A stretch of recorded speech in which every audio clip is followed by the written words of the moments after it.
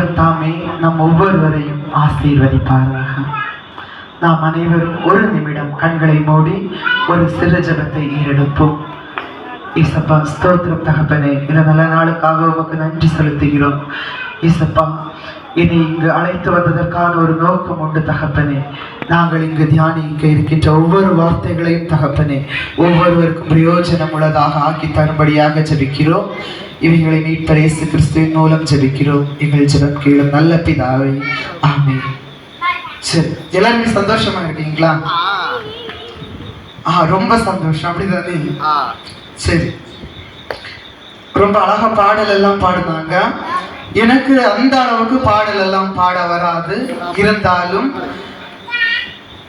கொஞ்சம் சகிக்க முடியாம தான் இருக்கும். இருந்தாலும் ஒரே ஒரு சிறு கவியை மாத்திரம் பாடி துவங்கலாம் அப்படின்னு தான் நினைக்கிறேன். சரியா?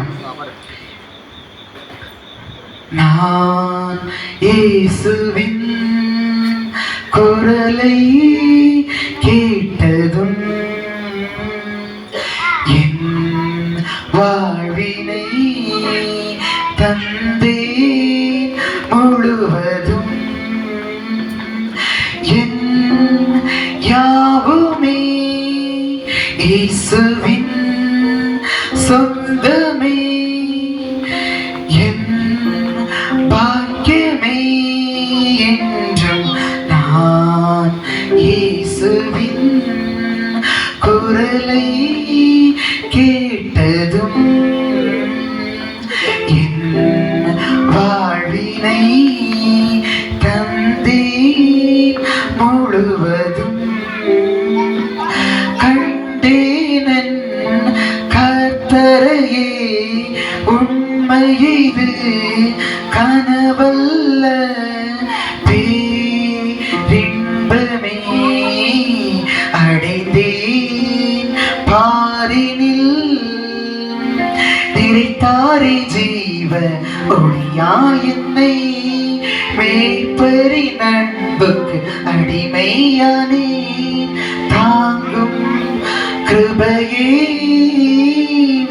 ஊழியம் செய்யவே நான் இயேசுவின் குரலை கேட்டதும் என் யாவுமே இயேசுவின் சொந்தமே. சரி,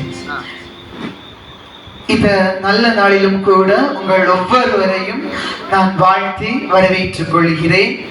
இந்த அருமையான பாடகர் குழு ஆண்டு விழா, பாடல் அல்லது ஆராதனை என்பது நம்முடைய ஜீவிய வாழ்க்கையிலே மிகவும் முக்கியமான ஒன்று. அனைவரும் நினைப்பார்கள், சரி இப்போதான் ஆராதனை நடக்குமே, நம்ம இத முடிச்சிட்டு கொஞ்சம் லேட்டா போயிடலாம் அப்படின்னு. ஆனால் பரிசுத்த வேதாகமம் சொல்லுகிறது, துதியில் மத்தியில் வாசமாயிருக்கிற தேவன். ஆராதனையில் யாத்திராகமம் 15ஆம் அதிகாரம் அதன் 1ஆம் வசனம். அப்பொழுது மோசேயும் இஸ்ரவேல் புத்திரரும் கர்த்தரை புகழ்ந்து பாடின பாட்டு. கர்த்தரை பாடுவேன், அவர் மகிமையால் வெற்றி சிறந்தார். குதிரையையும் குதிரை வீரனையும் கடலிலே தள்ளினார். இந்த இடத்துல நம்ம பார்க்கிறோம், புகழ்ந்து பாடின பாட்டு என்று. நம்ம எல்லாருக்குமே வெற்றியின் வாழ்க்கை வேண்டும் என்று எல்லாருக்குமே ஆசை உண்டு, அப்படித்தானே? நான் படிக்கின்றதான காலத்திலே முதல் மதிப்பெண்ணை பெற வேண்டும், நான் பணி செய்கின்றதான காலத்திலே சிறந்த முறையில் செயல்பட வேண்டும் என்றதான ஆசை எல்லாம் உண்டு. ஆனால் அதற்கான முயற்சிகள் உண்டா என்று கேட்டால் சிறிது சந்தேகம்தான். இன்னுமாக நம்ம நிறைய முயற்சி செய்வோம் இல்ல, ஆனால் நம்மை படைத்த தேவனை மறந்து விடுவோம். முதலாவதாக நாம் தேவனை புகழ்ந்து பாடுகின்றவர்களாக இருக்க வேண்டும். அப்பொழுது நம்முடைய வாழ்க்கையில் வெற்றி தொடர்ந்து கொண்டே இருக்கும். இனி அநேக நினைப்பாங்க, சிலவங்க நினைப்பாங்க எனக்கு அவங்கள மாதிரி ராகமா பாட வரலையே. இன்னும் சிலவங்களுக்கு இயேசுவை வந்து புகழ்ந்து பாடணும்னு ஆசை இருக்கும். ஆனா திடீர்னு திக்குவாங்க. ஒருவேளை அவர்களுடைய அந்த சத்தமானது அந்த இசைக்கு ஏற்ப செயல்படாமல் இருக்கும்.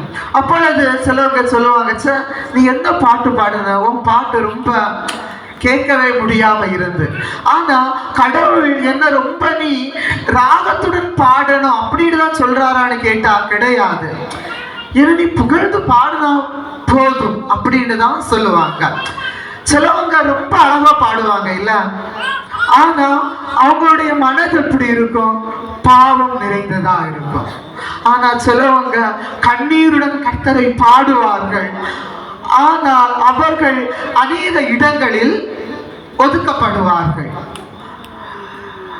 நம்முடைய உள்ளரங்கமான வாழ்க்கையிலும் கூட நாம் அநேக முறை நெருக்கப்பட்டிருக்கலாம், ஒடுக்கப்பட்டிருக்கலாம். ஒரு சிலர் வெளியரங்கமாக பார்வைக்கு இனிதாக இருக்கலாம், ஆனால் உள் அரங்கமான வாழ்க்கை பாவம் நிறைந்ததாக இருக்கலாம். ஆனால் ஒரு நாள் வரும், நீ உள்ளரங்கத்தில் அழுத உன் வாழ்க்கையை கர்த்தர் அநேகர் கண் முன்னிலையில் வெளியரங்கமாக கொண்டு வந்து உன்னை ஆசீர்வதிப்பார். ஒரு சிலரின் வாழ்க்கை வெளியரங்கமாக அழகாக இருக்கலாம், ஆனால் உள்ளரங்கமாக அநேகரை கிண்டல் பண்றது, கேலி செய்யறது, அபத்தம் பேசுறது, தான் மட்டும் பரிசுத்தம் என்ன என்று சொல்லி அடுத்தவரை எள்ளி